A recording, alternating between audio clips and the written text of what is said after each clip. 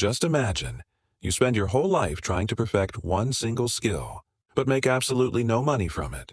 That's pretty much the story of Ironhead, a 60-year-old man whose head is literally tougher than iron. Since childhood, Ironhead and his brother and sister had been trained by their master in brutal, old-school kung fu. When he was just a kid, Ironhead could smash bricks with his skull without feeling a thing. His brother, Iron Crotch, yeah, you heard that right, had turned his body's sensitive areas into stone by beating them repeatedly with iron rods. And their sister, Roar, could literally kill people with her scream.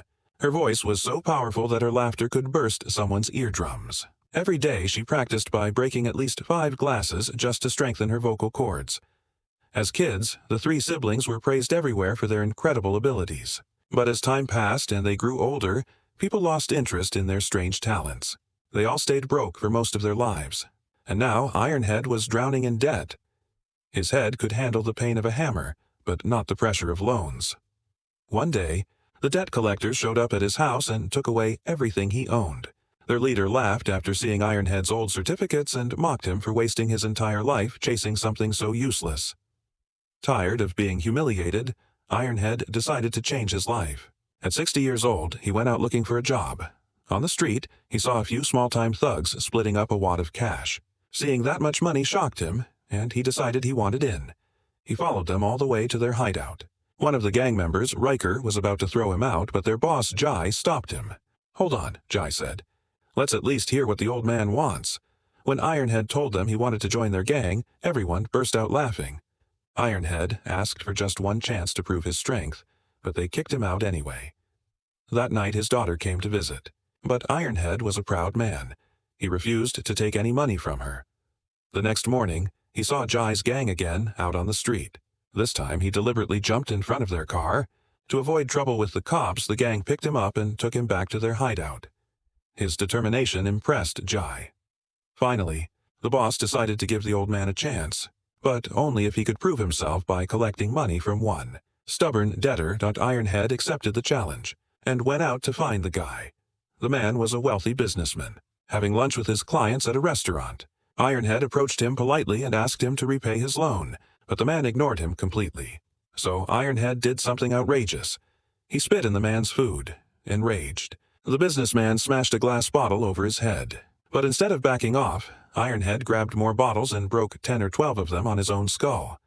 The crowd gasped. Seeing the old man bleeding yet still standing, people around started blaming the businessman. Embarrassed and panicking, the businessman handed Ironhead his credit card.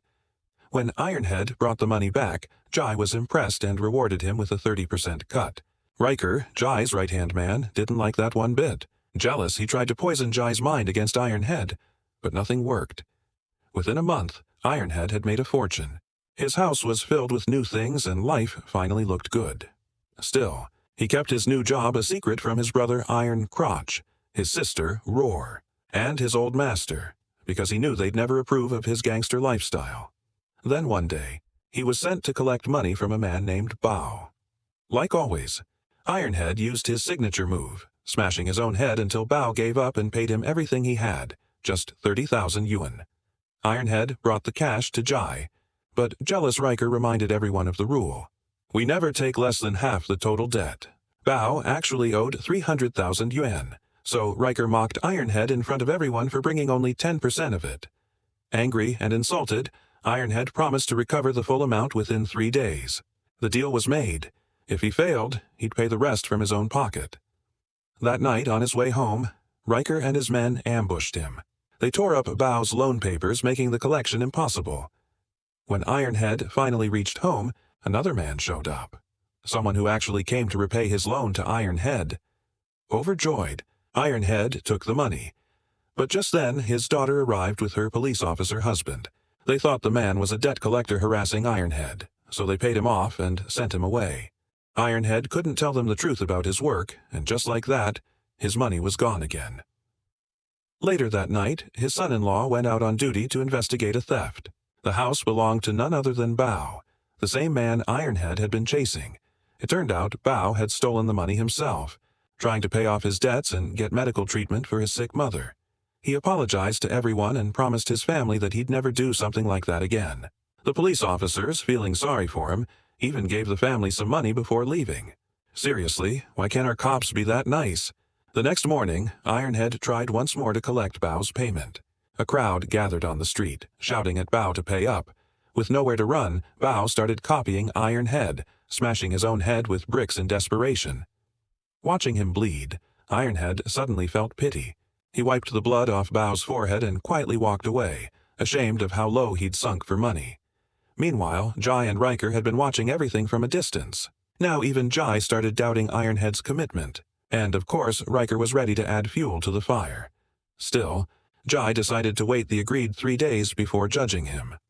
That evening, Ironhead's old master suddenly barged into his house, along with his brother, Iron Crotch, and his sister, Roar. They had found out everything. Ironhead stood there, ashamed. He put all the money he'd earned on the table and said, "From today, I'm done with this kind of work." But when his master and siblings saw the stacks of cash, their eyes widened. They had spent their whole lives hardening their bodies like iron. But now, they wanted to harden their bank accounts too, and just like that, the 3 of them joined Ironhead's debt collection team. Whenever they went to collect money, Iron Crotch would smash his iron jewels with a hammer in front of the debtors, and the terrified people would instantly hand over the cash. Because, seriously, nobody wanted to risk that kind of pain. With that bizarre technique, they made thousands of yuan in just 1 hour, but Bao still hadn't paid the full amount. He pleaded, saying he had no money left, but the team replied, "Well, you have a house, don't you? Sell it. You have to repay the loan."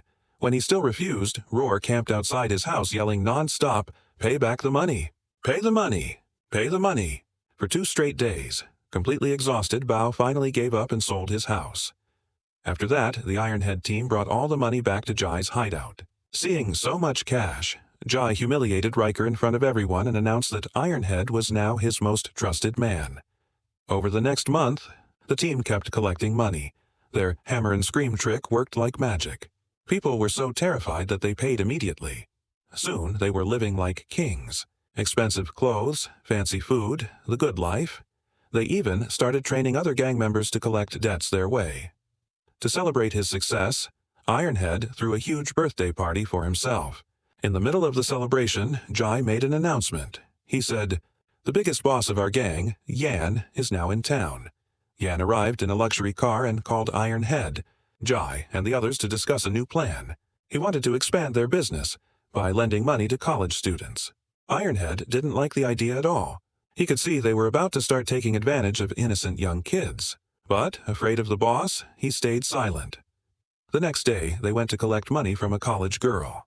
When Iron Crotch started smashing his iron parts again, the terrified girl almost fainted.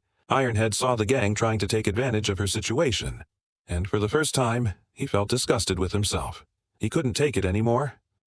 He left and went to spend time with his grandson instead, to try to forget everything he'd been part of. His whole family went on a week-long cruise vacation. For the first time in years, he felt at peace. Meanwhile, back in the city, Jai's men continued harassing the same college girl. They told her, "Spend 1 night with Riker, and your entire loan will be forgiven." One of the gang members, Ling, tried to stand up for her, but the boss threatened him and shut him down. Back on the trip, Ironhead and his family were walking on the beach when he saw Bao's mother and daughter. He stepped forward to greet them, and suddenly, for the first time ever, blood came out of his head. That moment hit him hard.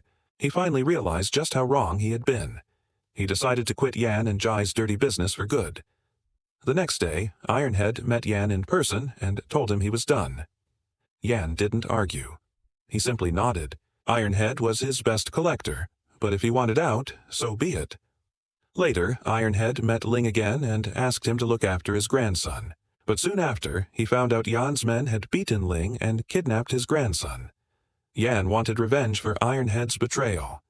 Furious and heartbroken, Ironhead gathered his team, his master, Iron Crotch, and Roar, and prepared for war.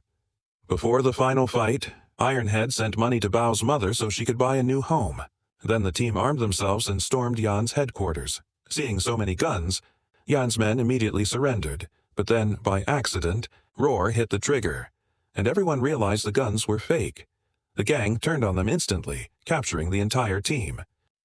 Yan ordered them to film a disgusting, degrading video with a young woman, to humiliate them and break their spirit. Ironhead refused. He wouldn't even touch the camera. A gangster put a gun to his head, ready to pull the trigger. But before he could fire, police sirens roared outside. The cops raided the hideout. They had discovered everything about Yan's criminal empire.